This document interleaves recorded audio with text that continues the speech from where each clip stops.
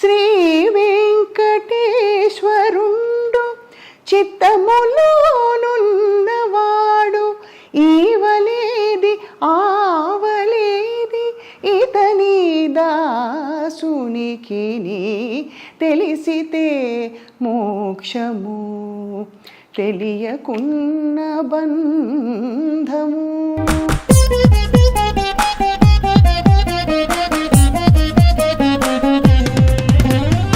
ఇతరుల్ని విమర్శించకుండా మనం ముందుకు వెళ్ళలేకపోతున్నాం అన్నది వాస్తవమా కాదా? ద్వైతాం ఆతతాయిన అన్నాడు. వాడు పరమ దుర్మార్గుడు. మరి దుర్మార్గుడు అయితే ఏం చేయాలి అని అడిగాడు అర్జునుడు. దుర్మార్గుడు అయితే డిస్కస్ చేయకుండా చంపేయి అన్నాడు. ఇదే ధర్మం అన్నాడు కృష్ణుడు. అప్పుడు కసమ అప్పుడు కసమ కదా. అంటే కోర్టులో తేలేంత వరకు వాడి మీద ఇంకో 10 కోట్లు ఖర్చు పెట్టారేమిటి? అంత ఖర్చు పెట్టి వాడికి రోజు ఫుడ్ ఇవన్నీ వేస్ట్ కదా అంటున్నా. డిస్కస్ చేయకుండా స్పాట్ లో చంపేసేయండి.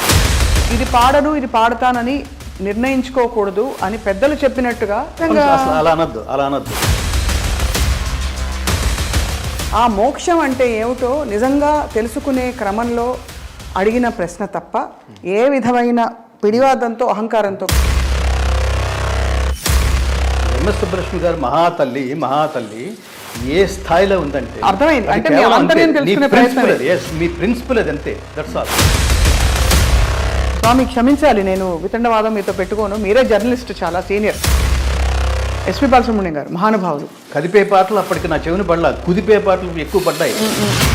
సర్వ విద్య నేను మిమ్మల్ని చూసినప్పుడల్లా ఇది ఎవరో కట్ చేయకండి, ఈవిని తిట్టాలి. ఇప్పుడు దానికి మళ్ళీ బాలసుబ్రహ్మణ్యం గారిని మీకు ఉదాహరణ చెప్తాను. ఆయన చాలా సందర్భాల్లో నేను వెళ్ళిపోయే లోపల ఒక క్లాసికల్ కచేరీ డెఫినెట్గా చేస్తాను అన్నాను. ఎందుకు చేయలేదు? మాట ఎందుకు తప్పారు? అలాంటివి ఎందుకు కుదరలేదు అంటే నీకున్న ఇతర వ్యాపకాల వల్ల. శాస్త్రీయ సంగీతం ఆయనకు అదనంగా చేరి ఉంటే అది ఎవరి కోసం అని అడుగుతున్నాను. దానికి రూపాయి వస్తుంది. సో వాట్ అండి.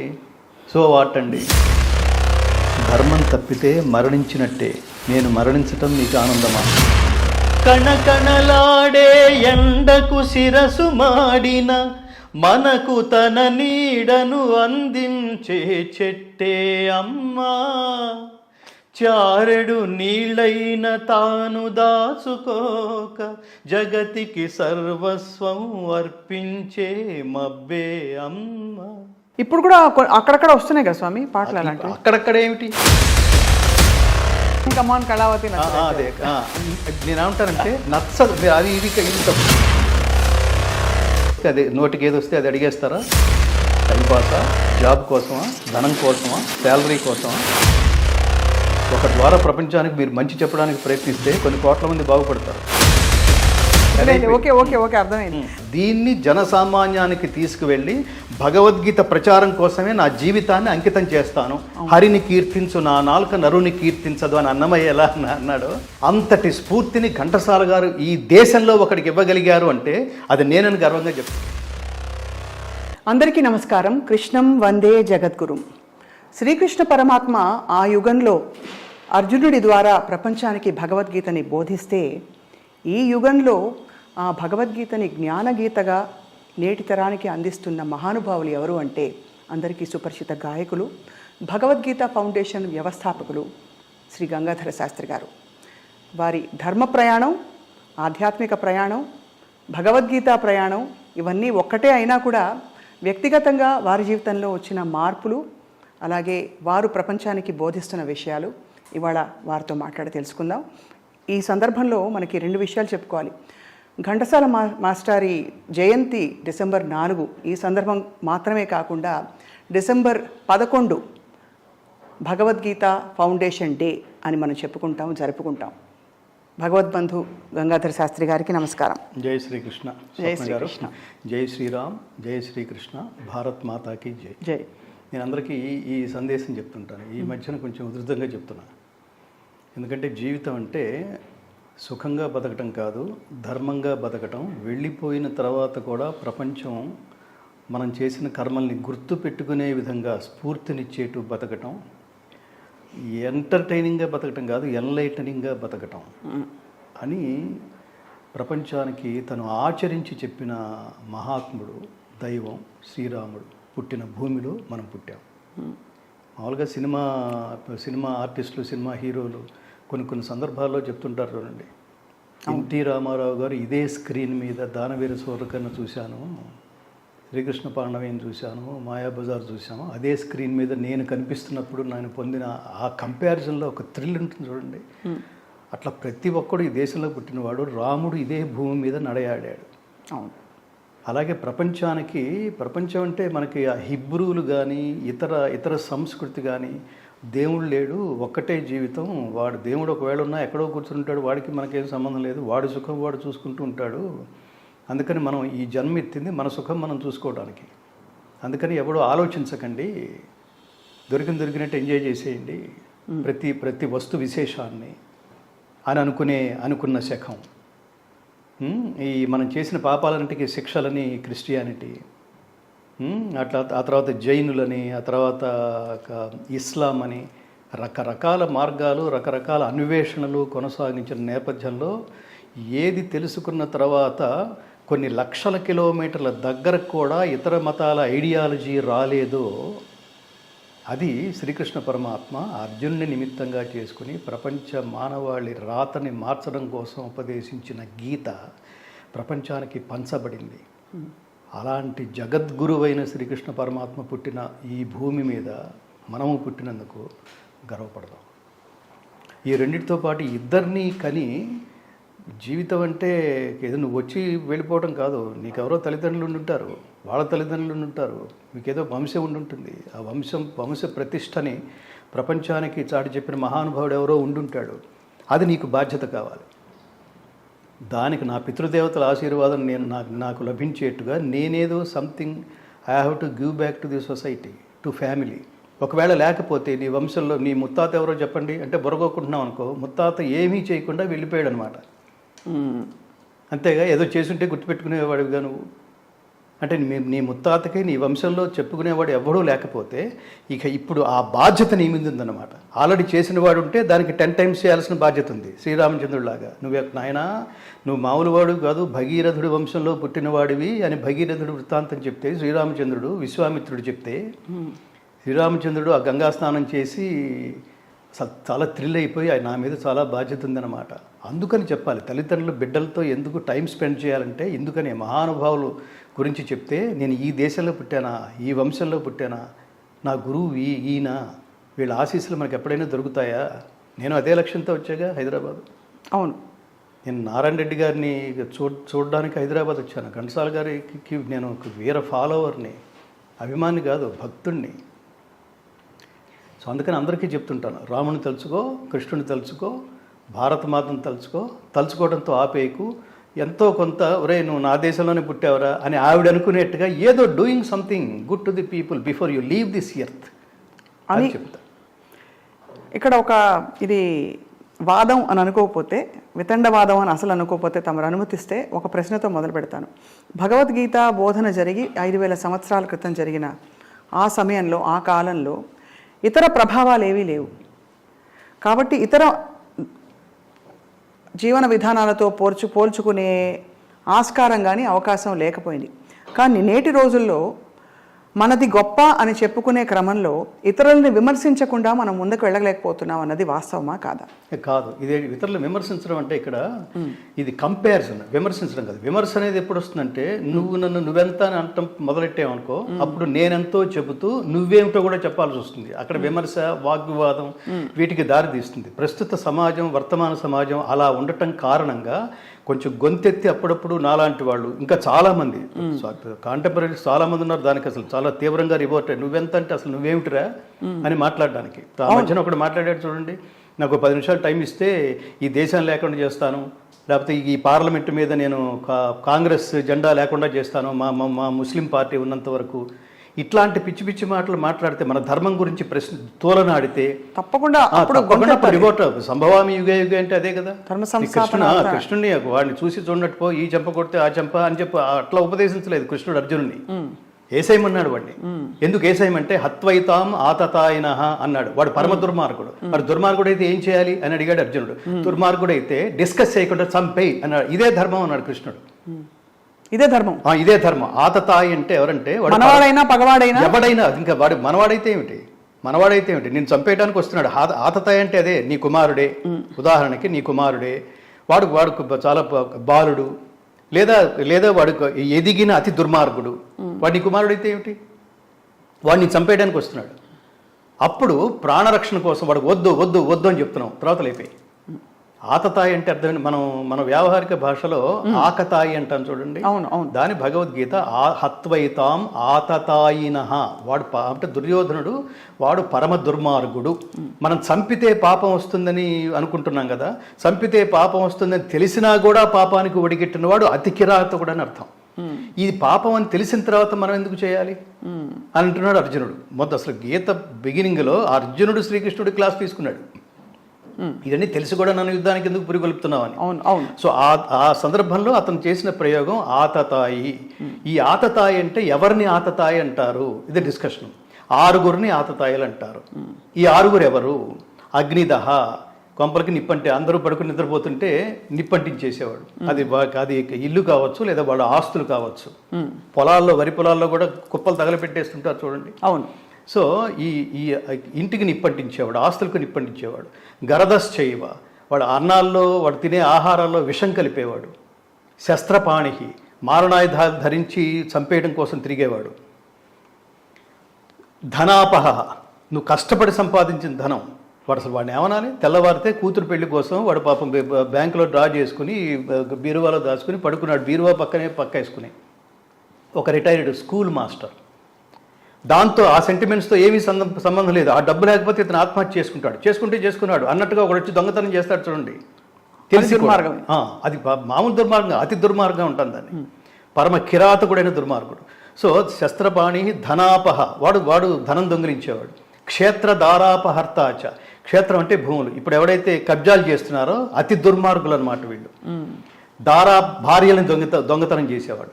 సో ఈ 6 వీళ్ళని ఆతతాయిలు అంటారు. మరి నువ్వు టైటిల్ ఇచ్చావు బాగానే ఉంది, వీళ్ళని ఏం చేయాలి అని అడిగాడు. డిస్కస్ చేయకుండా చంపేయి అన్నాడు. దాన్ని వేదవ్యాసుడు ప్రపంచానికి చెప్పాడు. ఇట్లాంటి వాళ్ళని ఇంకా కోర్టులు, వాడెవడో ఈ దేశ కసబ్బా కసబే అప్పుడు కసబ్ కదా, వాడి మీద అంటే కోర్టులో తేలేంత వరకు వాడి మీద ఇంకో 10 కోట్లు ఖర్చు పెట్టారు ఏమిటి? వాడు జైల్లో కూర్చోబెట్టి వీడని తెలిసిన తర్వాత కూడా ఈ దేశంలో ప్రజల డబ్బు 20 కోట్లు అప్రాక్సిమేట్లీ అంత ఖర్చు పెట్టి వాడికి రోజు ఫుడ్ ఇవన్నీ వేస్ట్ కదా అంటున్నా. డిస్కస్ చేయకుండా స్పాట్లో చంపేసేయండి. ఎందుకంటే వాడు మారడు. చాలా ఈ అతి కిరాతకులు, దుర్మార్గులు వాళ్ళ స్వభావం ఎలా ఉంటుందంటే అందితే జుట్టు అందకపోతే కాళ్ళలాగా ఉంటుంది. వాడు సడన్గా దొరికిపోయాడు కాబట్టి ఇంకా ఈ తప్పు మళ్ళీ చేయనని అసలు వాడికి మోర్ దాన్ ఎన్టీ రామారావు లాగా యాక్ట్ చేస్తాడు. వాడు కాళ్ళ మీద పడిపోయి కాబట్టి కరిగిపోయి సరే వదిలేసి మీరు క్షమాభిక్ష పెట్టండి, వాడు మళ్ళీ ఇంకో దానికి పాల్పడతాడు. వాడు అలాగే ఉంటాడు. అలా మనం చాలా చూసాం. అలా మనిషి స్వభావం అది. ఇటువంటి సందర్భాలలో అంటే మీకు కూడా చాలా సంఘర్షణ వచ్చి ఉంటుంది మీ ప్రయాణంలో.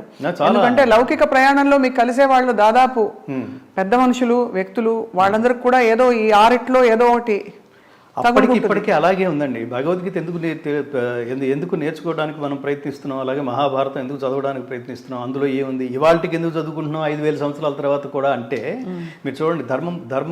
ధర్మం అంటే ఎవరు? పాండవులు. ఎంతమంది ఉన్నారు? 5. అధర్మం అంటే ఎవరు? కౌరవులు. ఎంతమంది ఉన్నారు? 100%. అప్పటికిప్పటికి అదే ఉంది. ధర్మం పర్సంటేజ్ 5 అలాగే ఉంది. అందుకని అలా కాదరా ఇలా ఇప్పుడు ఆల్రెడీ చెడిపోవడానికి మీరు ఎంతోమంది ఇంటర్వ్యూలు చేసి ఉంటారు కదా. ఆల్రెడీ చెడిపోవడానికి సిద్ధపడ్డవాడు చాలా జటిలంగా ఉంటాడు, బలంగా ఉంటాడు. తన ఐడియాలజీ, తన సైకాలజీ, ఎవడేమైనా పర్వాలేదు, మనని ఫాలో అయ్యేవాడు నాశనం అయిపోయినా పర్వాలేదు, దీని ప్రభావం సమాజం మీద ఎంత దుర్మార్గంగా ఉన్నా పర్వాలేదు, నేను ఇంతే అనుకున్నట్టుగా ప్రవర్తిస్తాడు. వాడు జంతువు. నేను అనేది ఈ ప్రపంచంలో లేదు స్వప్న గారు. నేను అనేది లేదు. నువ్వు సింగిల్ కాదు. నేను అని అహంకరించడానికి వీలేదు. తల్లిదండ్రులు అనేవాళ్ళు 2 ఉన్నారు. నువ్వు వచ్చిన తర్వాత నువ్వు, నీ భార్య, నీ భర్త, నీ పిల్లలు, నీ తల్లిదండ్రులు, ఇంతమంది కలిస్తే నువ్వు, మళ్ళీ నీ కష్టం వస్తే చుట్టూతో సమాజం, ఇంత కలిస్తే గానీ ఒక మనిషి నేను అని ధైర్యంగా మాట్లాడుకునే పరిస్థితి ఉండదు. అలాంటిది నేను బయటకు వచ్చేసి నేను ఎక్కడ పడితే అక్కడ నేను అని మాట్లాడే హక్కు నాకు, నా ఇష్టం వచ్చినట్టు చేస్తాననే హక్కు నీకు లేదు. నీ ఇష్టం వచ్చినట్టు నువ్వు చేయడానికి అవతల వాడిని డిస్టర్బ్ చేయనంత వరకే. నేను దుర్మార్గుడు ఐడియాలజీ ఎలా ఉంటుందంటే సమాజాన్ని ఈ లాజిక్ కూడా బాగానే ఉంది కదా, నీచమైన దాన్ని, వాడి ధర్మంతో సంబంధం లేదు వాడికి. సమాజం ఏమైపోయినా పర్వాలేదు అనుకునే స్థాయిలో వాడి ఐడియాలజీని బలంగా సమాజం మీద రుద్దడానికి ప్రయత్నిస్తాడు. దాన్ని విశ్లేషించుకుని ఏది కరెక్ట్, వీడు చెప్పింది కరెక్టా కాదా అని మనలాంటి వాళ్ళు దానికి దూరంగా ఉంటారు. మానసిక దుర్బలులు ఉంటారు చూడండి, వాడు ఫాలో అయిపోతాడు. అంతటి వాడే చేయగా లేనిది. అవును, నాది ఆల్రెడీ ఇదే మనస్తత్వం, నేను కనెక్ట్ అయిపోయాను. కానీ అంతటి వాడే చేయగలిగింది, వీళ్ళపైగా ఇంటర్వ్యూలు కూడా చేస్తున్నారు. సో సమాజంలో వీడికి ఎంత ఎలివేషన్ ఉన్నప్పుడు నేనెందుకు కాదు, నేనెందుకు చేయకూడదు అని కనుక వాడు ముందుకు వచ్చాడు అనుకోండి, వాడి పతనానికి నువ్వే కారకుడు అవుతావు. నువ్వే కారకుడు. నైతికమైన బాధ్యత నీది. వాడికి ఎలాగో ఆ బాధ్యత ఎలాగో ఉండదు. దీన్ని మీకు గొప్ప రెఫరెన్స్ చెప్తాను. దీన్ని శ్రీకృష్ణ పరమాత్మ ఇదే సందర్భాన్ని అసలు నువ్వు ఎందుకు పనిచేస్తున్నావయ్యా అని సమాజం అడిగితే గొప్ప మాట అన్నాడు. కులక్షయే ప్రణశ్యంతి కులధర్మా సనాతనా ధర్మే నష్టే కులం కృష్ణం అధర్మోభిభవచ్యుత అని మాట్లాడుతూ ఒక డిస్కషన్ దగ్గర వచ్చిన తర్వాత, అర్జున ఒక్కటి గుర్తుపెట్టుకో, ఈ లోకంలో ఈ ముల్లోకాల్లో నేను పొందవలసింది కానీ పొందదగింది కానీ నాకు కావలసింది కానీ ఏమీ లేదు. అయినా నేను కర్మని ఆచరిస్తూనే ఉన్నా. ఎందుకు ఆచరిస్తున్నాను తెలుసా? నేనే ఆచరించకపోతే, ఈ కర్మని ధర్మ మార్గంలో నేనే ఆచరించకపోతే, ఎంతటి వాడే ఆచరించినప్పుడు మనం ఎందుకు ఆచరించాలని లోకమంతా నన్ను అప్పటికే కొన్ని కోట్ల మంది అబ్జర్వ్ చేస్తున్నారు కదా. నన్ను అబ్జర్వ్ చేసేవాళ్ళు వీడే ఆచరించినప్పుడు నేనెందుకు ఆచరించాలి అని కనుక అనుకుంటే ఈ ప్రకృతి చక్రం నన్ను అనుసరించి సర్వనాశనం అయిపోతుంది. కాబట్టి నేను అని కాకుండా నాకు అక్కర్లేకపోయినా నేను ధర్మ మార్గంలో ఇలా అంటే పని ఇలా చేయాలరా అని చెప్పడం కోసమే నేను ఆచరిస్తూ మీ అందరికీ చెప్తున్నా. దీనివల్ల నాకేం ప్రయోజనం లేదు, కానీ మీరు ఆచరిస్తే లోకం బాగుంటుంది. సో అందుకని మన ఇష్టం వచ్చినట్టు మాట్లాడడానికి వీలేదు స్వప్న గారు. మన ఏ పాటలు పడితే అది ధర్మం కనుక తెలుసుంటే, ధర్మం అనేది చిన్నప్పటి నుంచే తల్లిదండ్రులు పిల్లలకు తెలుసుంటే బూతు పాటలు పాడే అవకాశం లేదు. మనం గాయకులం కాబట్టి చెప్తున్నాను. అది ఇప్పుడు నాకు అది పాడకపోతే నాకు తర్వాత వచ్చే పాటలు పోతాయి, ప్రొడ్యూసర్లు హర్ట్ అవుతారు. అందుకని ఇది నా వృత్తి ధర్మం అని మాట్లాడతారే, ఈ వృత్తి ధర్మం ఏంటి? వేశ్య వృత్తి ధర్మం అవుతుంది అది. కానీ గంగాధర్ గారు మీరు ప్రస్తావించారు కాబట్టే ఇందులోకి వెళుతున్నాను. గాయని గాయకులు కూడా గొప్ప చాలా అద్భుతమైన భక్తి సంగీతం స్తోత్రాలు పాడిన వారు కూడా వృత్తి ధర్మంలో ఇది పాడను ఇది పాడతానని నిర్ణయించుకోకూడదు అని పెద్దలు చెప్పినట్టుగా వారు కూడా ఈ సంఘర్షణకి లోనయ్యి ఇంకా తప్పనిసరి పరిస్థితుల్లో వారు పాడిన సందర్భాలు ఉంటాయి. మరి ఏ విధంగా అలా అనద్దు తప్పనిసరి పరిస్థితి కాదు. ఇప్పుడు ఉదాహరణకి నేను ఉన్నాను, యేసుదాస్ గారు ఉన్నారు, ఎంఎస్ సుబ్బలక్ష్మి గారు ఉన్నారు. వీళ్ళని ఉదాహరణ తీసుకోండి, వాళ్ళకేం తప్పదా? అసలు వాళ్ళు ఎంఎస్ సుబ్బలక్ష్మి గారు మహాతల్లి ఏ స్థాయిలో ఉందంటే, అసలు మనం ఏమిటి ఇంకా బిత్సం ఎత్తుకోవడమే మార్గమా? దేవుడే చూస్తాడు. రోడ్డు మీదకి వచ్చినా పర్వాలేదు అనుకుంటున్న టైంలో కంచి స్వామి ఆవిడ ఆ స్థితిలో ఉంది. పివిఆర్కే గారు ఒకసారి వారి దగ్గరికి వెళ్ళి ఒక ప్రాజెక్ట్ పేరుతో ఆవిడ విడిగా డబ్బు ఇచ్చినా తీసుకోదు. ఆవిడ అంతటి ఆత్మగౌరవం ఉన్న కుటుంబం వాళ్ళది. వెళ్ళి ఒక ప్రాజెక్ట్ ఇవ్వండి అంటే అన్నమయ్య కీర్తన ప్రాజెక్ట్ ఆవిడ దగ్గర తీసుకెళ్ళి ఇది మీరు పాడాలి తల్లి అంటే, అసలు సాక్షాత్తు వెంకటేశ్వర స్వామి మిమ్మల్ని నా దగ్గరికి పంపించినంత అనుభూతి చెందుతున్నాను, చాలా కృతజ్ఞతలు స్వామి అని. సో దీనికి వెంటనే ఆయన ఒక 5 నిమిషాలు మాట్లాడిన తర్వాత, ఇగో ఈ చెక్ తీసుకోండి, ఇది అడ్వాన్సు, ఈ ప్రాజెక్ట్ పూర్తవగానే మిగతాదేదో ఇస్తాం. అసలు ముందు దీనికి ఆవిడతో పాడించాలని కాదు, ఆవిడ కుటుంబాన్ని ఆర్థికంగా నిలబెట్టడం కోసం ఇంతమంది మహానుభావులు చేసిన ప్రయత్నం. ఎందుకని దాదాపుగా రోడ్డు మీదకి వచ్చేసిన స్థితి అనమాట. అన్నం ఎలా, ఈ పూట ఎలా, అలాంటి స్థితి. ఆవిడ చాలా గొప్ప ఆధ్యాత్మికవేత్త. భక్తి అంటే ఆవిడే. అలాంటి స్థితిలో ప్రాజెక్ట్ వస్తే ఆవిడ ఏమన్నారు తెలుసా? డబ్బు ఇస్తున్నారు ఏంటి, దేవుడి దగ్గర డబ్బు తీసుకుని పాడతానా? నో మిగతా ఏర్పాట్లు మీరు చేసుకోండి, నేను వచ్చి పాడి వెళ్తాను స్వామివారికి, అదే నా సమర్పణ అందంటే. ఆ స్థితిలో కూడా వాళ్ళని ఉదాహరణగా తీసుకోండి అంటున్నా. యేసుదాస్ గారు ఆయన జీవితంలో ఎప్పుడు పాడలేదు. పాడాడు అంటే అది నీ మానసిక క్షుద్రం, హృదయ దౌర్బల్యం అంటాం. దానికేమి ఇఫ్లు బట్టలు ఏమి ఉండవు. ఇది నేను పాడానండి, సారీ, ఎవడు ఏమి చేయడు, నీకు ఆ పాటల వరకే ఉంటాయి. ఇప్పుడు నేను ఎప్పుడు అలా పాడలేదు. మరి అంటే పాడడం వచ్చిన మీరు నేను ఏదైనా పాడగలం కదా, గొంతున్నప్పుడు ఏదైనా పాడగలం కదా. ఇది వద్దు అనుకోవడమే సంస్కారం అంటున్నా నేను. వాళ్ళు తప్పనిసరి వాళ్ళకి లేదని వీళ్ళకి ఉందని నేను అది విమర్శల జోలికి నేను వెళ్ళలేదు. మీ ప్రిన్సిపల్ అది అంతే, దట్స్ ఆల్. నేను రికార్డింగ్కి వెళ్ళాను. రికార్డింగ్కి వెళ్తే అందులో నీ లుక్స్ మారుస్తా, నీ సెక్స్ మారుస్తా అనేదో లిరిక్ ఏదో ఉంది. ఉంటే అది నేను థియేటర్కి వెళ్ళాను, లిరిక్స్ చూస్తే ఆ లైన్ కనపడింది. నేను ఇది పాడలేనండి, క్షమించండి అన్న. శాస్త్రి గారు, అదేం దోషం కాదు, మనకి అప్లికేషన్లో సెక్స్ అనే ఉంటుంది కదా, అక్కడ మేలో ఫిమేలో రాస్తున్నాం కదా, ఇక్కడ కూడా అంతే, అదే ఉద్దేశంతో తప్ప ద్వందార్థంతో రాయలేదు. దీని సందర్భం ఏంటంటే హీరో ఆడదాని వేషం వేసుకుని తిరుగుతున్నాడు, ఆ విషయం గమనించిన హీరో ఫ్రెండ్స్ ఒరే నువ్వేనని మాకు అర్థమైపోయింది లేరా, నిన్ను మారుస్తాం అని చెప్పే సందర్భంలో ఇదన్నారు. అసలు నా నోట్లోంచి ఆ పదం అంత. ఆ పాట పాడడం వల్ల ఆ రోజు నాకు 45,000 వస్తాయి. మరి అదేంటది, ఎందుకని? స్వామి క్షమించాలి, నేను వితండవాదం మీతో పెట్టుకోను, మీరే జర్నలిస్ట్, చాలా సీనియర్. ఇక్కడ ఇప్పుడు మీ ఈ డాక్యుమెంటరీ ఇప్పుడు చూసినప్పుడు అసలు కళ్ళు చెమర్చి ఆనందంతో పాటు అయ్యో ఇంత పెద్ద యజ్ఞంలో నేను భాగం కాలేననే ఒక బాధ కూడా కలిగింది, ఆవేదన కలిగింది. అంత అద్భుతంగా ఉంది. మీరు చాలా గొప్ప యజ్ఞం చేశారు. అయితే ఇందులో ఎస్ జానకమ్మ గారి ఆశీస్సులు మీరు తీసుకున్నారు. ఈ పాట, ఇలాంటి పాటలు వారు చాలా పాడారు.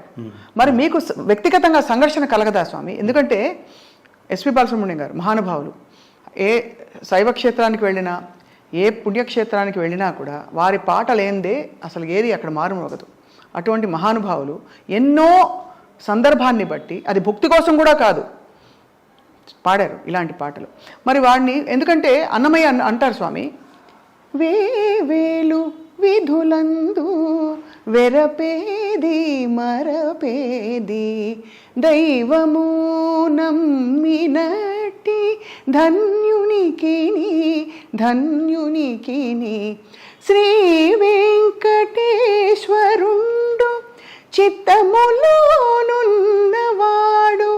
ఈవలేది ఆవలేది ఇతని దాసునికిని తెలిసితే మోక్షము తెలియకున్న బంధము. మనస్ఫూర్తిగా శుభాకాంక్ష. ఇంతకంటే ఆ గొంతుకి ఇంతకంటే నేను గొప్ప గిఫ్ట్ ఇంకోటి ఉంటుందని నేను భావించాను స్వామి. నేను ఇది నిజంగా ధర్మంలో కోర్గా ఉండేది మోక్ష స్థితి. ఆ మోక్షం అంటే ఏమిటో నిజంగా తెలుసుకునే క్రమంలో అడిగిన ప్రశ్న తప్ప ఏ విధమైన పిడివాదంతో అహంకారంతో కాదు. తమరి అమూల్యమైన, ఎందుకంటే మీరు ఇంత యజ్ఞం మీ జీవితాన్ని త్యాగం చేసి, ఫిల్మ్ జర్నలిస్ట్ అంటే అసలు అందరికీ తెలుసు ఎంత పాపులర్ ప్రొఫెషన్ అది. మీరు తలుచుకుంటే వాళ్ళ ఒక ఫిల్మ్ ప్రొడ్యూసర్ అయిపోయి ఇంకా ఏంటేంటో చేసేసి ఉండొచ్చు. అది కాదు అని ఇది ఎంచుకున్నప్పుడు, మీరు ఈ మార్గంలోకి వచ్చినప్పుడు స్వామి, మీకు ఇంత నిర్దిష్టమైన అనుభవపూర్వక అభిప్రాయాలు ఏర్పడినప్పుడు ఇది తెలుసుకునే ప్రయత్నంగానే అడిగాను నేను. మనం ఏ విధంగా అంటే ప్రపంచంలో చుట్టూ చూస్తే ఎక్కడో అక్కడ ప్రతి చోట ప్రతి వారి జీవితంలో అది భుక్తి కోసమో ముక్తి కోసమో తెలియకో అక్కర్లేకో కావాలనో అనేక రకాలవి జరుగుతున్నాయి. ఇటువంటి ప్రయాణంలో మనం అందరం భగవద్బంధువులు అనే ఒక అంతర్మథనంతో మనం ఎలా కలిసి ప్రయాణించవచ్చో తమరి నోట వినాలి స్వామి. ఇప్పుడు కలియుగంలో ధర్మం కలియుగే ప్రథమ పాదంలో నడుస్తోంది. ఈ ప్రథమ పాదంలో కూడా కుంటుకుంటూ అది నిజంగా ఒంటి పాదంతోనే నడుస్తోంది. ఈ ధర్మ మార్గంలో మీరు వెళుతున్నప్పుడు ఎదురయ్యే దారుణమైన సంఘటనలన్నీ పరీక్షలుగా భావిస్తేనే మీరు చిట్ట చివరి ఒక క్యారెక్టర్తో నిలబడతారు. ఇది గుర్తుపెట్టుకోండి. ఇందులో ఇఫ్స్ బట్స్ ఏముండవు. నేను ఈ మార్గంలో వెళితే నాకు 10,000 వస్తాయి, ఈ మార్గంలో వెళితే 10 కోట్లు వస్తాయి అనుకోండి. That shows your character. నాకు 10,000 చాలు అనుకుంటే that is the character, that is your character. ఆ మార్గంలో ఉన్నప్పుడు నేను ఘంటసాల గారికి వీరాభిమాన్ని కదా. ఇది ఆ అభిమాని అయ్యుండి నేను వేదికల మీద ఆయన పాటలు అన్నీ పాడుతూ లేలే నారాజా నేను ఎప్పుడు పాడేవాడిని కాదు. అది ఏమిటి అంటే అది తల్లిదండ్రులు పంచిన సంస్కారం. అది సినిమాలో సందర్భం కోసం ఆయన పాడి ఉండొచ్చు. ఈ సందర్భాన్ని మళ్ళీ స్టేజీ మీద నేను మళ్ళీ దాన్ని పాపులర్ చేయాల్సిన అవసరం లేదు అనుకుంటూ ఉండేవాడిని. అదేంటంటే అది జీవలక్షణం. దీని సంస్కారం అంటారు. నేను మిమ్మల్ని అంటే సంబడీస్ని చూసి నేను కూడా ఇలాంటివి పాడితే పాపులర్ అవుతాను, దాని ధర్మం అనరు. ధర్మం తప్పావు అంతే, అది అక్కర్లేదు అనుకున్నావు అంతే. దీని మీద మనం అసలు దీర్ఘమైన చర్చ వద్దు. కానీ అది ఆ వ్యక్తిగతమైన అభిప్రాయంతో వ్యక్తిగతమైన మార్గంలోకి వెళ్తూ సింగర్స్ అంటే అన్నీ పాడాలి కదా అంటే ఇంకా అసలు దాని మీద మనం గంటల తరబడి చర్చ చేయొచ్చు. నేను అందుకని మీకు ఉదాహరణ చెప్పింది. ఎంఎస్ సుబ్బలక్ష్మి అలా అనుకోలేదు. నాకు ఆవిడే ఆదర్శం. నేను ఘంటసాల గారు పాడే అనేక పాటల్లో నేను అసలు హైదరాబాద్ వచ్చింది నా జీవితంలో నేను ముగ్గురిని చూద్దాం అనుకున్నానండి. అది కుదరలేదు. అది మొదటి మహానుభావుడు ఘంటసాల గారు. ఘంటసాల గారి మీద నాకు అభిప్రాయం ఏర్పడే సమయానికి బాలసుబ్రహ్మణ్యం ఆయన పాటలు ఉధృతంగా అసలు సమాజంలో నాకు వినిపిస్తున్నవి అవి. నేను 10th క్లాస్ ఇంటర్మీడియట్కి వచ్చే టైంకే అసలు విపరీతంగా చిరంజీవి గారు ఇవి ఆ డ్యాన్స్ పాటలు కదిపే పాటలు అప్పటికి నా చెవిని పడలా, కుదిపే పాటలు ఎక్కువ పడ్డాయి. కానీ ఆ మాయలో వెళ్ళొచ్చు కదా, మనం ఏది వింటున్నామో దాని ప్రభావం ఉండాలి కదా. అలా లేదు అంటే ఇక్కడే కర్మ సిద్ధాంతం అంటున్నాను. అదేదో ప్రపంచంలో 10 మంది అటువైపుకి వెళ్ళిపోతున్నారు, ఆ డ్యాన్స్ వైపుకి. నాకు వెళ్ళాలనిపించట్లేదు. ఎందుకు అనిపించట్లేదంటే అది నీ జీవలక్షణం. అది అంటే నువ్వు ఎప్పుడో చేసుకున్న కర్మఫలం వల్ల నేను ఇప్పుడు ఒక ఇన్సిడెంట్ చెప్తుంటాను. ఈ పాట రాసిన ఈ కావ్యఖండిక రాసిన మహాత్ముడి దగ్గరికి నేను వెళ్ళాలి. ఈ కావ్యఖండికని అత్యద్భుతంగా అభినయించిన మహానుభావుడి ఆశీస్సులు పొందాలి. ఆ మహానుభావుడి పేరు అక్కనే నాగేశ్వరరావు గారు. ఈ మహానుభావుడి పేరు డాక్టర్ సి నారాయణ రెడ్డి గారు. పాడిన మహానుభావుని చూడాలి. ఆయన అప్పటికే వెళ్ళిపోయాడు. నేను ఘంటసాల గారు వెళ్ళిపోయే సమయానికి నా వయసు 7 ఏళ్ళు. భక్త తుకారం సినిమా చూస్తున్నా థియేటర్లో. పూజకు వేళాయరా రంగ పూజకు వేళాయరా ఆవిడ అంగాంగ ప్రదర్శనతో అభినయిస్తోంది. తుకారం అలా చూస్తున్నాడు. కిటికీ దగ్గర ఊళ్ళో వాళ్ళందరూ చేరారు. వీడి బతుకు ఇదనమాట, వేశ్యావాటికలో ఆవిడ చేసే డ్యాన్స్ని ఎంజాయ్ చేసే క్యారెక్టర్ అన్నమాట వీడిది అని విలన్ ఇదంతా ప్లాన్ చేశాడు. ఈ సీన్ అంతా వాళ్ళు అక్కడికి వచ్చి చూస్తున్నారు. ఈ పాట అంతా పూర్తయింది. పూర్తవగానే ఇతని స్పందన భిన్నంగా ఉంటుందని ఆ కిటికీ దగ్గర ఉన్న వాళ్ళందరికీ ముందు పడిపోయింది. ఇంత మహాద్భుతమైన అందగత్తె కడుపున నేను బిడ్డగా ఎందుకు జన్మించలేకపోయానమ్మా అని బాధపడుతున్నాను. నువ్వు అందగత్తెవే కాదు, మహానాట్యగత్తెవి. నీ కడుపున నేను ఎందుకు బిడ్డలాగా జన్మించలేకపోయాను? నీ ఒళ్ళో పడుకుని నీ ప్రేమను చూరగొనే బిడ్డగా నాకెందుకు పరమాత్మ నాకెందుకు జన్మనివ్వలేదన్నాడు. అసలు ఏం సంస్కారం అది? చూసి అది విని అప్పుడప్పుడే నేను ఇంటర్మీడియట్ రోజుల్లో ఆ సంగీతానికి, ఆ ఘంటసాల గారి గానానికి నేను అలాంటి గొంతు మళ్ళీ వినలేదు. మనం సంగీతాన్ని విశ్లేషించేవాళ్ళం. ఒక గాత్రం అంటే అర్థం అంటే గానం అందరూ పాడగలిగే వాళ్ళందరూ పాడతారండి. గొంతు దేవుడు ఇవ్వాలి. ఏ గొంతు ఇచ్చారో ఆ గొంతుతోనే మీరు పాడగలరు. ఇక్కడ గొంతు సరిగ్గా లేకుండా పాట అద్భుతంగా పాడేవాళ్ళు ఇండస్ట్రీలో చాలామంది ఉన్నారు. అవును, గొంతు బాగుండదు. అంటే రావాల్సినంత ఘంటసాల గారి రోజుల్లో గాత్రాలంటే అవన్నీ దబాయించి రౌండెడ్గా ఉండేవి. ఘంటసాల గారి గొంతు దబాయించి పాడరా అనేవాళ్ళు.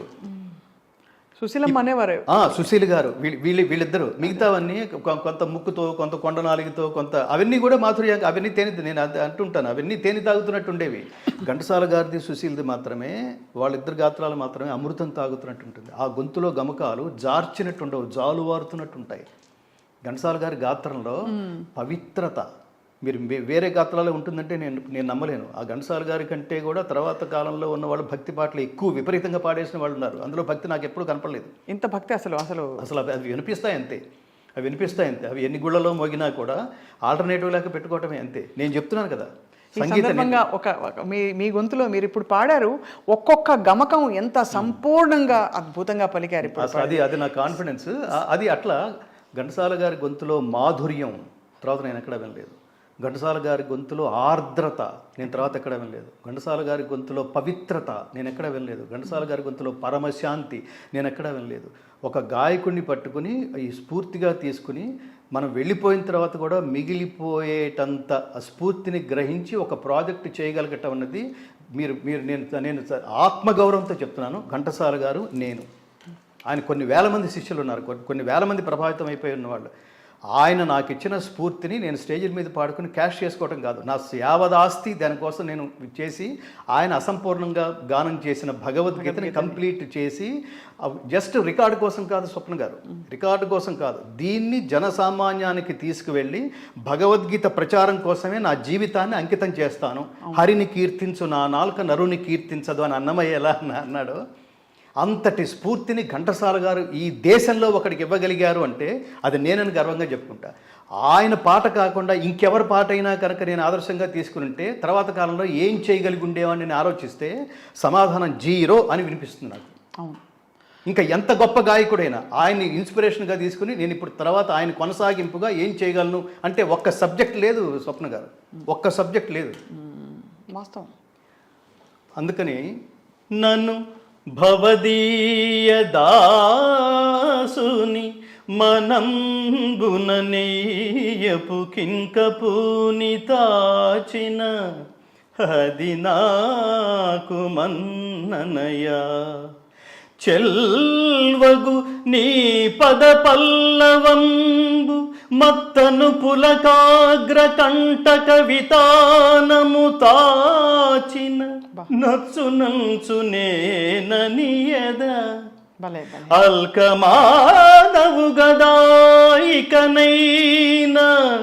అరాళ కుంతలా అరాళ కుంతల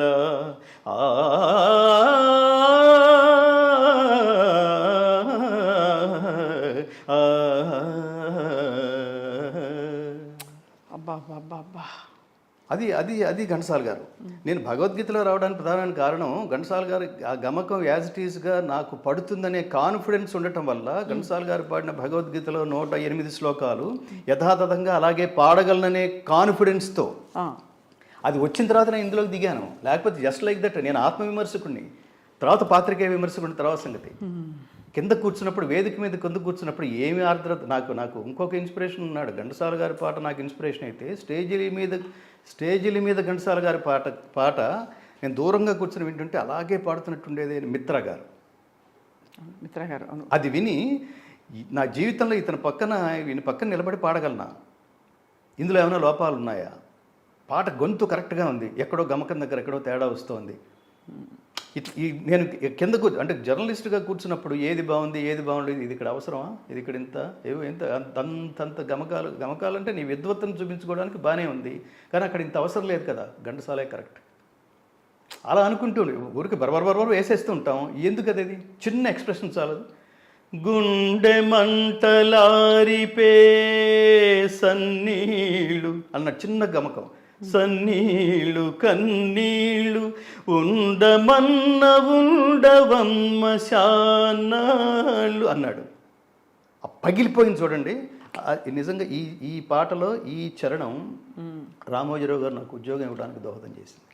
టక్కన అప్లికేషన్లు తీసి చూస్తున్నారు, ఆయన చూసి ఏంట్రా వీడు నిజంగానే ఏడుస్తున్నాడా, ఆ పెయిన్ నేను ఎక్కడ చూడలేదంటున్నా. దర్ద్ అంటాం మనం ఒక హిందీలో, ఆ గొంతులో ఉండే ఆ ఇది మిగతా చాలామంది గాయకులు ఉన్నారు, మహాద్భుతమైన గాయకులు ఉన్నారు, వాళ్ళ గాయకులు మాత్రమే ఆ గొంతులో ఉండే ఆర్ద్రత ఉంది, అది ఇందులో చూసినట్టుగా ఇతనే జీవితం. మీరు ఇతర గాయకుల పాటలు ఎవరెవరి పాటలు వినేవారు ఆ టైంలో? వింటాం కదా అందరి పాటలు. నేను ఎక్సర్సైజ్ లాగా పాడేవాడిని. స్టేజ్ మీద మాత్రం ఘంటసాల గారి పాటే. ఎక్సర్సైజ్ల కోసం సుశీలమ్మ పాడేవాడిని, జానక్ గారివి పాడేవాడిని, బాలసుబ్రహ్మణ్యం గారి పాడేవాడిని, యేసుదాస్ గారి పాడేవాడిని, లీల గారి పాడేవాడిని, జమునారాణి గారు, ఇవన్నీ ప్రాక్టీస్ కోసం. గాలికి ఎంత గమకం అది, గాలికి కులమేది అంటే ఏంటది, అదేమంటారు దాన్ని, తన్మయత్వం అంటామే, దీన్ని యోగం అంటాం. గీతలో గొప్ప మాట మాట్లాడతాడు, యోగము. ఇందాక పాడుతుంటే కలిగింది, దివ్యమైన అనుభూతి కలిగింది నాకు. దాని యోగం ఏమిటంటే, నేను ఎదురుకుండా కూర్చున్నవాడు గంగాధర శాస్త్రి అనేవాడు కూర్చున్నాడు, నాది వింటున్నాడు, చుట్టూతో కెమెరాలు లైట్లు పనిచేస్తున్నాయి, ఈ స్పృహ ఏమీ లేకుండా మనం ఏదైతే ఎంచుకున్నామో దానితోనే తాదాత్మ్యత చెందటం అనే ఒక అలౌకికమైన స్థితి ఉంది, దాన్ని యోగం అంటాం. యుజ్యతే ఇది యోగ. యోగం అంటే కలయిక, ఏం ఎంచుకున్నామో దాంతోనే కలయిక. నేను ఇంకా చాలామందికి చెప్తుంటాను, భగవద్గీత మార్గంలోకి వచ్చి నా ఎక్స్పీరియన్స్ కూడా, భగవద్గీత మార్గంలోకి వచ్చిన తర్వాత ఐడియాలజీ ఇంకా బలపడింది. అదేంటంటే, నీకు చాలా టాలెంట్లు ఉన్నాయి, అన్నిటి మీద కేంద్రీకరించుకో. ఎస్పి బాలసుబ్రహ్మణ్యం గారు ఉదాహరణకి, బాలసుబ్రహ్మణ్యం గారు, వాట్ ఈజ్ బాలసుబ్రహ్మణ్యం గారు?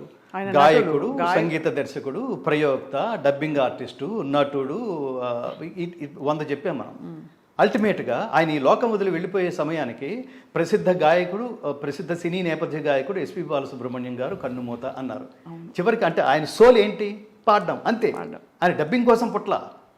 అది ఎలా తెలుసుకుంటావు? అది తెలుసుకోవాలి, అదే తెలుసు మీరు. అదే దీన్ని స్వీయ లోపములు ఎరుగుట పెద్ద విద్య, మీర్జా గాలిబ్ అంటాడు. అలాగే మీరు దీన్ని ఆత్మజ్ఞానం అంటాం. ఆత్మ అనే పదానికి 2 అర్థాలు ఉంటాయి, ప్రధానంగా 2 అర్థాలు. ఒకటి ఏంటంటే లౌకికమైన ఆత్మకి అర్థం, రెండవది పారమార్థికమైన అర్థం. పారమార్థికమైన ఆత్మ అంటే పరమాత్మ.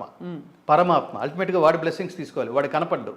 కానీ వాడిని కనపడిన వాడిని గుర్తించటమే. సైంటిస్ట్ ఎలా అయితే వాడు మైక్రోస్కోప్ ద్వారానో ఊహ ద్వారా కనిపెట్టేశాడు. యాపిల్ కింద ఎందుకు పడింది అన్నాడు వాడు. చెట్టు నుంచి యాపిల్ కింద ఎందుకు పడాలి, ఇదంతా ఊహతో రీచ్ అయిపోయాడు. భూమికి గురుత్వాకర్షణ శక్తి ఉంది అని తీర్మానం చేసుకున్నాడు. అట్లాగే మీరు దేనికి పనికొస్తారు? అద్దం ముందు నిలబడాలి. మీలో ఏమంటారు ఆ డిస్కషను ఎప్పుడు ఒక బాల్ మిస్ అయితే దాంతోనే మమేకమైన ఒక క్రికెటరు, ఆ విద్యతోనే మమేకమైన ఒక క్రికెటరు బాల్ మిస్ అయితే బ్యాట్ కిందేసి కొట్టి తొడలు బాధేసుకుని వాడు ఎలా శిక్షించేసుకుంటాడో, నేను దీనికోసమే పుట్టాను, అది నన్ను మిస్ అవ్వడం ఏంటి, అలా ఉంటాడు. అవును. అట్లా మీరు 100 టాలెంట్, నేను యాక్టింగ్ చేస్తే బాగుంటుంది సినిమా ఇండస్ట్రీలోకి, నేను జర్నలిస్ట్గా వచ్చినప్పుడు యాక్టర్ అని రెచ్చగొట్టేవాళ్ళు. అప్పుడు అటు పోతే ఏమయ్యేది? మ్యూజిక్ డైరెక్టర్ అటు పోతే పూర్తిగా నేను అవన్నీ చేశాను, అవన్నీ కూడా చేశాను. అయితే నాతో పాటు నేను ఎప్పుడు చెప్తుంటాను, 8th దాటాను, 9th వచ్చాను, 10th వచ్చాను, ఇంటర్మీడియట్కి వచ్చానంటే 10th అయిపోయింది, డిగ్రీలోకి వచ్చానంటే ఇంటర్మీడియట్ అయిపోయింది. ఇవన్నీ నా నుంచి దూరంగా వెళ్ళిపోతున్నాయి. కానీ పాట నా నుంచి ఎప్పుడు దూరం చేయలేదు. నేను ఈనాడులో జర్నలిస్ట్గా ఉన్నప్పుడు కూడా నేను రవీంద్ర భారతిలో పాట పాడాలంటే సైకిల్ స్టాండ్ దగ్గర నిలబడి చిన్న టేప్ రికార్డర్లో ఆ పాట విని నేర్చుకుని ఈ పైకి వెళ్ళి ఆర్టికల్ రాసి రవీంద్ర భారతికి వెళ్ళి ఆ పాట ఈ దారిలో నేర్చుకోవటమే నాకు ఇంత వేరు. అట్లా మమేకమేను. అలా చేస్తే ఏమవుతుందంటే ఖచ్చితంగా నాలాంటి వాడు అవుతాడు. నేను పాటను వదిలిపెట్టలేదు. ఆ పాట ఎక్కడి దాకా తీసుకెళ్ళిందంటే ఈ ప్రపంచంలో నేను వెళ్ళిపోయినా శాశ్వతంగా ఉండిపోయే భగవద్గీత నేను పాడడానికి పరమాత్మను ఎంచుకున్నాడు. ఎందుకంటే నేను పాట వదిలిపెట్టలేదు. పాట అంటేనే ఇది గాంధర్వ విద్య. స్వప్న గారు, అయ్యో అవును, గాంధర్వ విద్య. నేను మిమ్మల్ని చూసినప్పుడల్లా ఇది ఎవరో కట్ చేయకండి, ఈవిని తిట్టాలి ఇప్పుడు. మీరు జర్నలిజంలో నేను జర్నలిజం జాబ్ వదిలేశాను, నా సీట్లో కూడా వచ్చి కూర్చున్నాడు. పాట వదిలేశారు, ఆ వెంటనే టక్కన రీప్లేస్మెంట్ కుదరదు. అక్కడ ఘంటసాల గారు పోయారు. ఆయన స్థానాన్ని భర్తీ చేసిన వాళ్ళు ఉన్నారు, కానీ ఆయన స్థాయిని భర్తీ చేసిన వాళ్ళు లేరు. అది కనుక మనకు తెలుసుంటే, మీరు రెండో పని పెట్టుకున్నారు అంటే మొదటి పని మీరు 100% చేయడంలో మీరు ఎక్కడో విఫలమవుతున్నారని అర్థం. 80% మాత్రమే కేటాయించగలుగుతున్నారు, మిగతా 10% డీవియేట్ అవుతున్నారని అర్థం. ఆ 10% కూడా దీనికోసమే పెడితే యుల్ బి అసలు ఏమంటారు, చాలా బలమైన చెట్టులాగా ఎదగలరు, బలమైన కల్పవృక్షంలాగా ఎదగలరు. ఇది తెలుసుకోవాలి. ఇది ఎప్పుడు తెలుసుకోవాలి? ఎర్లీ స్టేజ్లోనే తెలుసుకోవాలి. నేను దీనికోసమే పుట్టాను. భగవద్గీతలో చెప్పే కర్మ ఇదే. మనం వెళ్ళిపోయే టైంకి, ఈ జీవుడు పడిపోయే సమయానికి మన చుట్టూ మూగిన వాళ్ళు వీడు దీనికోసమే పుట్టాడురా అని అనుకోకపోతే, ఆ దీనికోసమే పుట్టాడన్నది వాడు ప్రతిరోజు మందు కొట్టి పడిపోయేవాడు వీడు దీనికోసమే పుట్టాడు అనుకోవటం అది కాదు. అది దేనికోసం అంటే వాడు నువ్వు కొన్ని కోట్ల మంది ప్రభావితం, ఒక సబ్జెక్టుతో కొన్ని కోట్ల మంది ప్రభావితం చేస్తూ చేస్తూ చేస్తూ ఒక లాంగ్ జర్నీ గడుపుతున్నప్పుడు వాడు సడన్గా వెళ్ళిపోతే, ఈ లోకంబున వృద్ధి కాదగిన ఏ విద్యలల్లాడునో అన్నాడు చూడండి ఒక మహానుభావుడు. అట్లా మన గురించి ప్రపంచం అలా అనుకోవాలి. వీళ్ళు దీనికోసమే పుట్టాడు. అన్నమయ్య పాటల కోసమే పుట్టాడు. వేటూరి పాటలు, వీళ్ళు డీవియేట్ అవ్వలేదు. మహర్షులు వాళ్ళు, తపస్సులు. అది అంటున్నా. అది మీరు కొంత పర్సంటేజ్ కనుక డీవియేట్ అయితే అసలు దాంట్లోంచి అసలుది మీరు బలహీనపడుతుందని అర్థం. దానికి మళ్ళీ బాలసుబ్రహ్మణ్యం గారిని మీకు ఉదాహరణ చెప్తాను. ఆయన చాలా సందర్భాల్లో ఈ క్లాసికల్ సంగీతం పాడుతున్న వాళ్ళ పాటలు నేను వింటున్నప్పుడు నా జీవితంలో నేను ఇదొకటి మిస్ అయ్యాను అనిపిస్తుంటుంది. నేను వెళ్ళిపోయే లోపల ఒక క్లాసికల్ కచేరీ డెఫినెట్గా చేస్తాను అన్నాను. ఎందుకు చేయలేదు? మాట ఎందుకు తప్పావు? ఆయన వెళ్ళిపోయినప్పుడు నేను చాలా క్వశ్చన్స్ అడిగాను. నేను కన్నీళ్ళు పెట్టుకుని, మామూలు గాయకుడు కాదండి, దానికోసమే పుట్టినవాడు, పాట కోసమే పుట్టినవాడు, పాడుతూ ప్రయాణం చేసినవాడు, పాడుతూనే వెళ్ళిపోయినవాడు. అలాంటివి ఎందుకు కుదరలేదు అంటే నీకున్న ఇతర వ్యాపకాల వల్ల. దాన్ని నేను ఒప్పుకోను. ఆయన నా కొడుకు అయితే అది ఒప్పుకోను. నువ్వు డీవియేట్ అవుతున్నావు, దీనికోసం టైం కేటాయించు, ఒక కచేరీ చెయ్యి. ఏ మామూలు గాత్రం అది? There is no replacement for you. నిన్ను ఇంకొకటి రీప్లేస్ చేయలేడు. అలాంటప్పుడు జీవితాన్ని అంత ఈజీగా ఎలా తీసుకుంటావు? అసలు అల్టిమేట్గా నీకు అదేంటో అత్యున్నత గౌరవం తెప్పించి పెట్టేదే క్లాసికల్ కదా. మంగళంపల్లి వారు, బాలసుబ్రహ్మణ్యం గారు ఇద్దరు ఎదురుపడితే ఎవరెవరి కాళ్ళకి నమస్కారం చేస్తారు? లౌకిక ప్రయాణంలో సార్ మీరు చెప్తున్నది అర్థమవుతోంది. అది అత్యుత్తమమైనది, అత్యున్నతమైనది. మన జన్మ దేనికోసమో తెలుసుకోవడం ఒక అదృష్టం. అదే ఆ భాగ్యంలో నడవాలి. కానీ లౌకిక గౌరవానికి మించి, మీరే ఇందాక మాట్లాడుతూ కెమెరా అవతల అన్నారు మీరు, మనం వెళ్ళిపోయాక మనం బాడీ అయిపోతాం. లౌకిక గౌరవం మనం బ్రతికున్నంత వరకే. కాబట్టి అన్నిటికంటే మించిన లౌకిక గౌరవం ఏమిటి మనిషి ప్రయాణంలో, ధర్మ ప్రయాణంలో? వృత్త, ప్రవృత్త, మనిషి ప్రకృత. ఇప్పుడు భగవద్గీత భగవద్గీత చెప్పేది అదే. మీరు ఇవన్నీ కూడా శ్లోకాలకే. శ్రేయాన్ స్వధర్మో విగుణః పరధర్మాత్ స్వనుష్ఠితాత్ స్వధర్మే నిధనం శ్రేయః పరధర్మో భయావహః. ఆకర్షణీయముగా అనుష్ఠింపబడిన పరధర్మము కన్నా గుణము లేనిదైనను స్వధర్మమే మేలు. అట్టి స్వధర్మాచరణమున మరణము సంభవించినను మేలే. పరధర్మము భయంకరమైనది. ఇక్కడ ధర్మం అంటే మతం కాదు. స్వధర్మం ఏమిటి, పరధర్మం ఏమిటి, మన ధర్మం ఏమిటి తెలుసుకోవడం. అంటే అసలు ముందు ధర్మం ఏమిటి, ధర్మం అంటే ఏమిటి, దీనికి సనాతనం అని యాడ్ చేసాం. అంటే బహుపురాతనమైంది, శాశ్వతమైంది. సనాతనం అంటే శాశ్వతమైంది. దాన్ని ఎవడో నశింపజేయలేడు. ఒకసారి కనిపిస్తుంది, ఒకసారి కనిపించదు, ఒకసారి వీక్గా ఉంటుంది, ఒకసారి స్ట్రాంగ్గా ఉంటుంది, కానీ మొత్తం మీద అది చావదు. ధర్మం అంటే సర్వజనామోదయోగ్యకరమైన కర్మ. సర్వజనామోదయోగ్యమైన కర్మ అంటే మీరు చేసే పని ఇది ఎందుకు ఇది అని ఎవరికి అనిపించకూడదు. ఇంట్రెస్ట్ ఉండటం లేకపోవడం తర్వాత సంగతి. ఒకటి ఫ్లైట్ టెక్నాలజీ వచ్చి ఒకటికి వాడు దాని మీద ఆ టెక్నాలజీ మీద ఉవ్విళ్ళూరుతూ ఉంటాడు వాడు. అది నాకు ఇంట్రెస్ట్ లేకపోవచ్చు, కానీ ఎందుకురా నీకు ఈ వెధవ పనులు అని మనం అన్నాం. సో ఎవడు ఏ పని చేయడానికి ఉత్సాహపడతాడో ఆ పనితో మమేకమై అది లోక శ్రేయస్సు కోసం ఉపయోగపడితే దాని పేరు ధర్మం కదా. అర్థమవుతుందా? అది లోక శ్రేయస్సు కోసం, కేవలం నీ ధనార్జన కోసం కాదు. ఇప్పుడు ఇందాక అనుకుంటే ధనార్జన కోసం అనుకుంటే దాంతోపాటు పిచ్చివన్నీ యాడ్ చేసుకుంటే వెళ్తాం. కాదు నీ మనసు అంగీకరించకూడదు. నేను పాడుతుంటే అంటే చిన్నప్పుడు, చాలా చిన్నప్పుడు సినిమాలో ఏదో బీట్ ఓరియంటెడ్ పాటలు నేను పాడుతుంటే వెనక కట్టిన చాటున మా నాన్నగారు వింటున్నారని తెలియక నేను ఏదో పాడేసుకుంటున్నాను. డింగిటిక్ అని కొట్టుకుంటూ పాడుతున్నాను. అంటే ఆయన పరిగెత్తుకుంటూ వచ్చి డిప్ప మీద ఒకటేసి ఏంటది పిచ్చ పాటలు నువ్వును అన్నాడు ఆయన. పిచ్చ పాట మంచి పాట అంటే ఏంటి నాన్న అని అడిగాడు. ఆయన అప్పుడు చెప్పాడు, అగాధమౌ జలనిధిలోనా ఆణిముత్యమున్నటులే శోకాల మరుగున దాగి సుఖమున్నదిలే. ఏది తనంత తానై నీదరికి రాదు, శోధించి సాధించాలి అది ధీరగుణం. కలకానిది, విలువైనది. అసలు ఆ మార్గంలో వెళ్ళటానికి నాన్నగారు ప్రధానమైన కారణం.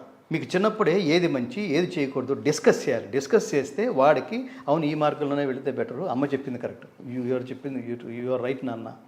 ఈ డిస్కషన్స్ జరగట్లేదు ఇప్పుడు. మీరు అన్నారు లౌకికమైన స్థాయి ప్రెస్టేజ్, అది మీరు ఊహిస్తే రాదు.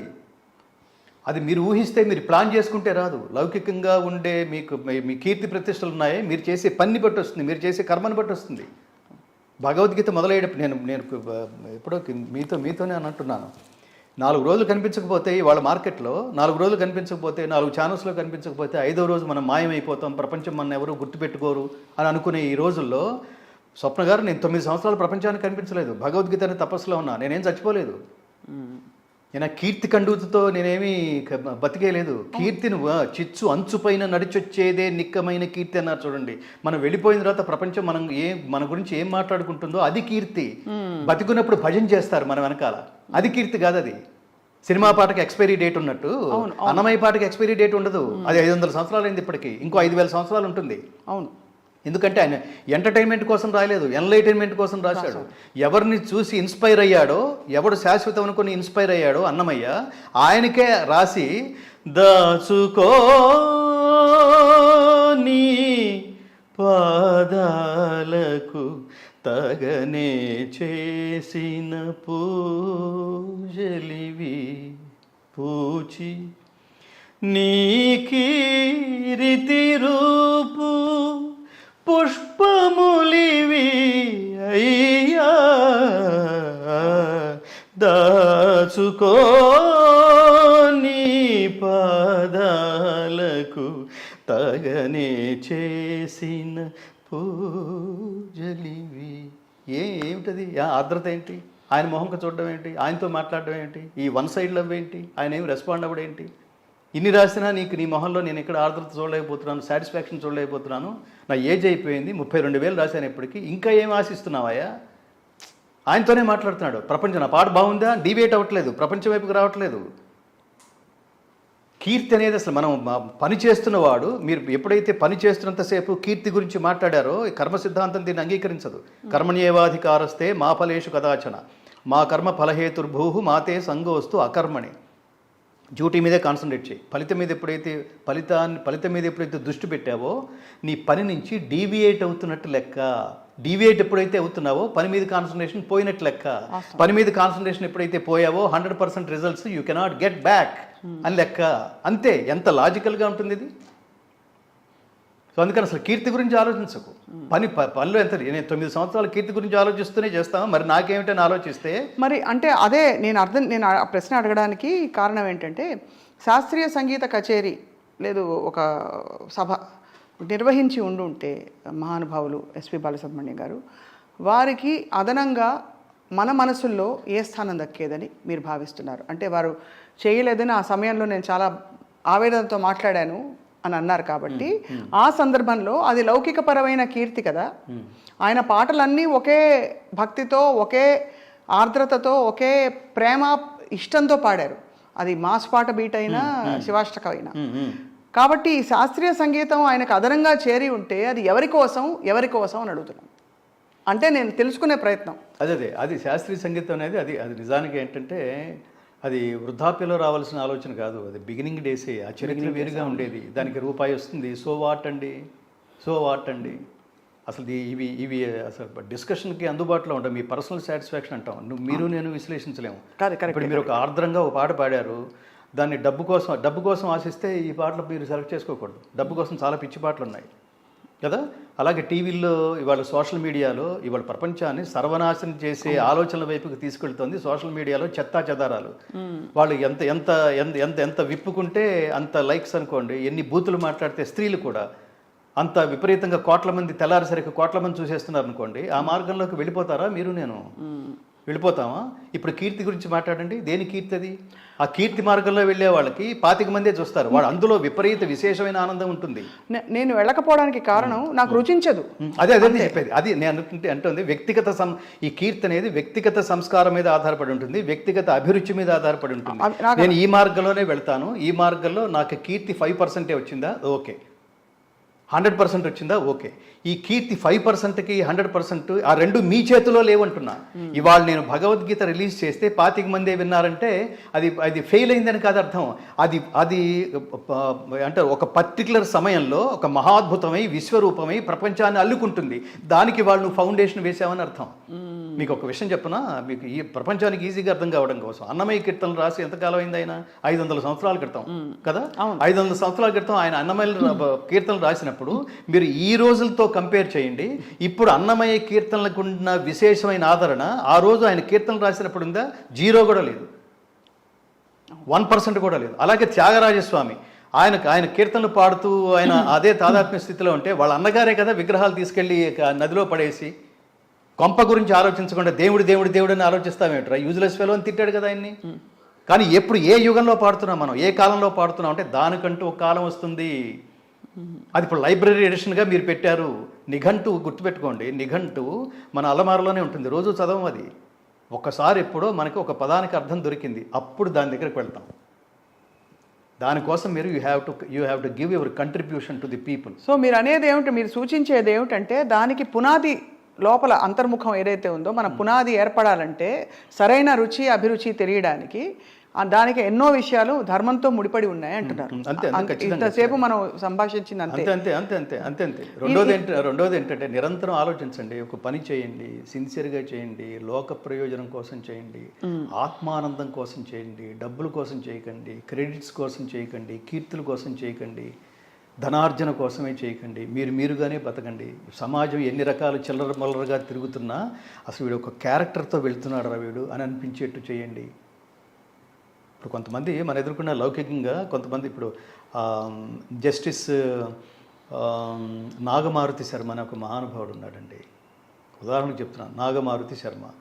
ఆయన సిబిఐ కోర్టు స్పెషల్ జడ్జి. ఆయన మనం మాట్లాడుతుంటే రామ రామ రామ రామ రామ అంటారు. బాగున్నారు స్వప్న గారు, రామ రామ రామ రామ రామ రామ రామ. మీతో మాట్లాడుతున్నప్పుడు అంతర్వాహినిలాగా మధ్యలో రామనామస్మరణ జరుగుతుంటుంది.